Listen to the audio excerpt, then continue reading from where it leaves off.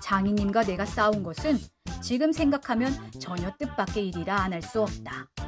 장인님으로 말하면 요즘 막 자긴들에게 행세를 좀 하고 싶다고 해서 돈 있으면 양반이지 별게 있느냐? 하고 일부러 아랫배를 툭 내밀고 걸음도 뒤틀리게 걷고 하는 이 판이다. 이까진 나쯤 두들기다 남의 땅을 가지고 모처럼 닦아놓았던 가문을 망친다든지 할 어른이 아니다. 또 나로 논지면 아무쪼록 잘 배서 점순이에게 얼른 장가를 들어야 하지 않겠느냐. 이렇게 말하자면 결국 어젯밤 뭉태네 집에 마을 간 것이 썩 나빴다. 낮에 구장님 앞에서 장인님과 싸운 것을 어떻게 알았는지 대고 빈정대는 것이 아닌가. 그래, 막구두 그걸 가만둬? 그럼 어떡하니? 임마, 봉피를 모판에다 거꾸로 막아놓지 뭘 어떡해. 하고 괜히 내 대신 화를 내가지고 주먹질하다 등장까지 쳤다. 그래놓고 날더러 석유값을 물라고 막 지다위를 붙는다. 난 어안이 봉봉해서 잠자코 앉아있으니까 저만 연방 짓거리는 소리가 밤낮 일만 해주고 있을 테냐? 영득이는 1년을 살고도 장가를 들었는데 넌 4년이나 살고도 더 살아야 해. 네가 3번째 사위인 줄이나 아니? 3번째 사위? 남의 일이라도 분하다 이 자식아. 우물애가 빠져 죽어. 나중에는 겨우 손톱으로 목을 따라고까지 하고 제 아들같이 함부로 훅닥이었다. 별의별 소리를 다 해서 그대로 옮길 수는 없으나 그 줄거리는 이렇다. 우리 장인님이 딸이 셋이 있는데 맏딸은 재작년 가을에 시집을 갔다. 정말은 시집을 간 것이 아니라 그 딸도 대릴 사위를 해가지고 있다가 내보냈다. 그런데 딸이 10살 때부터 19, 즉 10년 동안에 대릴 사위를 갈아들이기를 동리에선 사위 부자라고 이름이 났지만은 열놈이란 참 너무 많다. 장인님이 아들은 없고 딸만 있는 거로 그 다음 딸을 대릴 사위를 해올 때까지는 부려먹지 않으면 안 된다. 물론 모습을 두면 좋지만 그건 돈이 드니까 일 잘하는 놈을 고르느라고 연방 바꿔드렸다. 또 한편 놈들이 욕만 줄창 퍼붓고 심히도 부려먹으니까 대리상에서 달아나기도 했겠지. 점순이는 둘째 딸인데 내가 이를테면 그 3번째 대릴사위로 들어온 셈이다. 내 다음으로 4번째 놈이 들어올 것을 내가 이 일도 참 잘하고 그리고 사람이 좀 어수룩하니까 장인님이 잔뜩 놓질 않는다.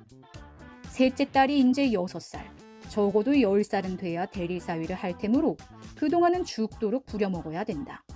그러니 인제는 속 좀 차리고 장가를 들여달라고 떼를 쓰고 나자빠져라 이것이다. 나는 건성으로 엉하며 귀뚱으로 들었다.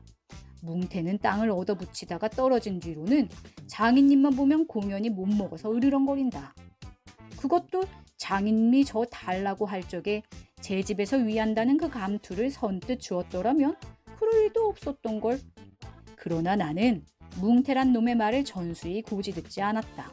꼭 고지 들었다면 간밤에 와서 장인님과 싸웠지 무사히 있었을 리가 없지 않은가. 그러면 딸에게까지 인심을 잃은 장인님이 혼자 나빴다.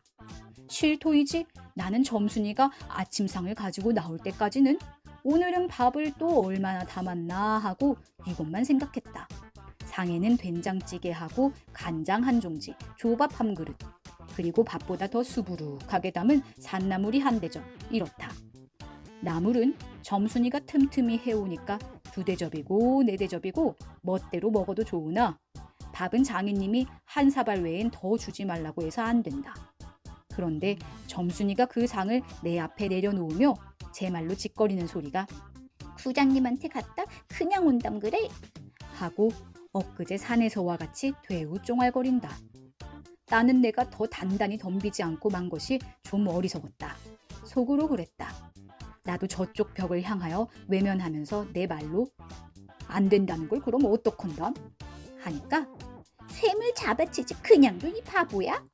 하고 또 얼굴이 밝아지면서 성을 내며 안으로 셀쭉하니 뛰어들어가지 않느냐. 이때 아무도 본 사람이 없었게 망정이지. 보았다면 내 얼굴이 어미 잃은 황새 새끼처럼 가엾다 했을 것이다. 사실 이때만큼 슬펐던 일이 또 있었는지 모른다. 다른 사람은 암만 못생겼다 해도 괜찮지만 내 아내 될 점순이가 병신으로 본다면 참 신세는 따분하다. 밥을 먹은 뒤 지게를 지고 일터로 가려 하다 도로 벗어던지고 바깥마당 공석 위에 누워서 나는 차라리 죽느니만 갖지 못하다 생각했다. 내가 일 안 하면 장인님 저는 나이가 먹어 못하고 결국 농사 못 짓고 만다. 뒷짐으로 트림을 꿀꺽하고 대문 밖으로 나오다 날 보고서 이 자식아 너 또 왜 이러니? 관격이 났어요. 아이고 배야. 기껏 밥 처먹고 나서 무슨 관격이야? 남의 농사 버려주면 이 자식아 징역 간다 봐라. 가도 좋아요. 아이고 배야. 참말 난 일 안 해서 징역 가도 좋다 생각했다.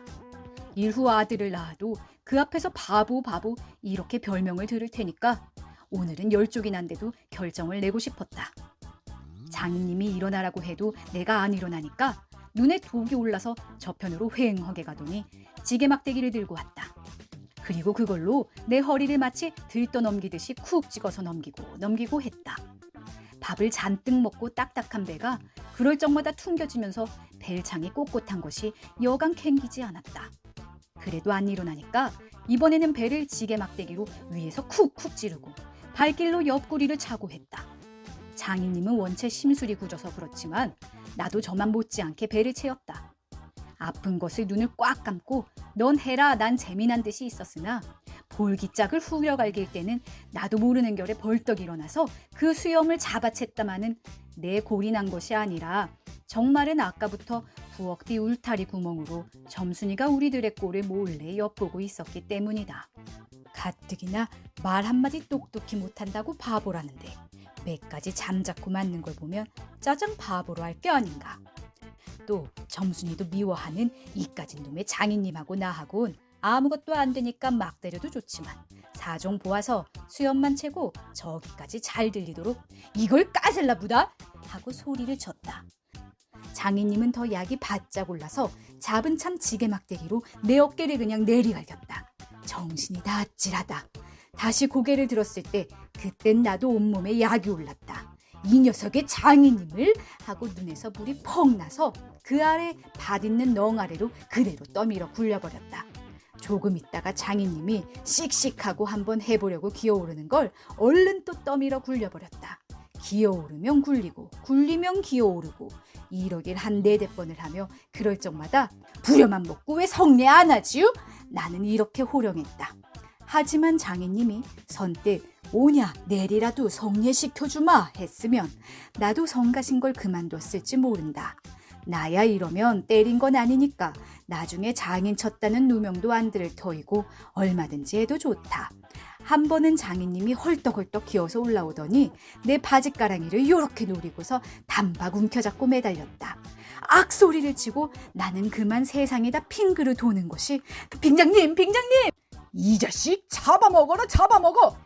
아 할아버지 살려줍쇼 할아버지 하고 두 팔을 허둥지둥 내절 적에는 이마에 진땀이 쭉 내솟고 인젠 참으로 죽나보다 했다. 그래도 장인님은 놓질 않더니 내가 기어이 땅바닥에 쓰러져서 거진 까무러치게 되니까 놓는다. 더럽다. 이게 장인님인가?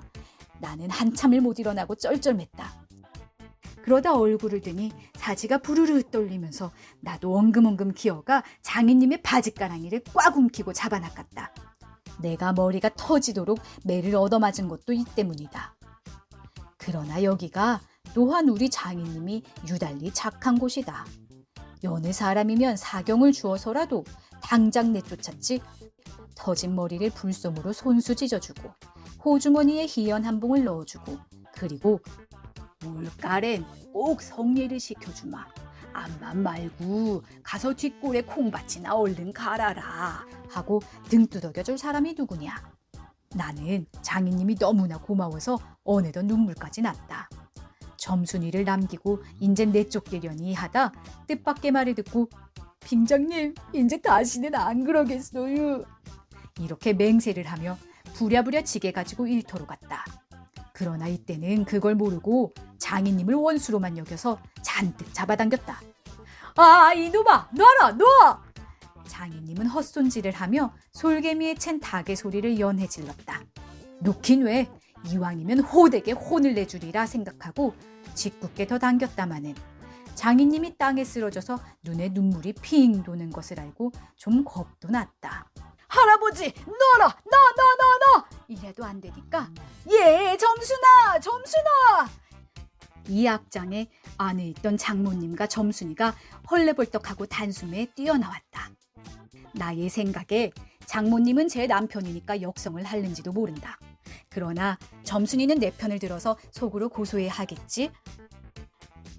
대체 이게 웬 속인지 아버지를 혼내주기는 제가 내려놓고 이제 와서는 달려들며 에그머니, 이 망할게, 아버지 죽이네! 하고 내 귀를 뒤로 잡아당기며 마냥 우는 것이 아니냐. 그만 여기에 기운이 탁 꺾이어 나는 얼빠진 등신이 되고 말았다. 장모님도 덤벼들어 한쪽 귀마저 뒤로 잡아채면서 또 우는 것이다. 이렇게 꼼짝도 못하게 해놓고 장인님은 지게 막대기를 들어서 사문 내리조졌다. 그러나 나는 구태여 피하지도 않고 암만 해도 그 속 알 수 없는 점순이의 얼굴만 멀거니 들여다보았다. 이 자식, 장인 입에서 할아버지 소리가 나오도록 해?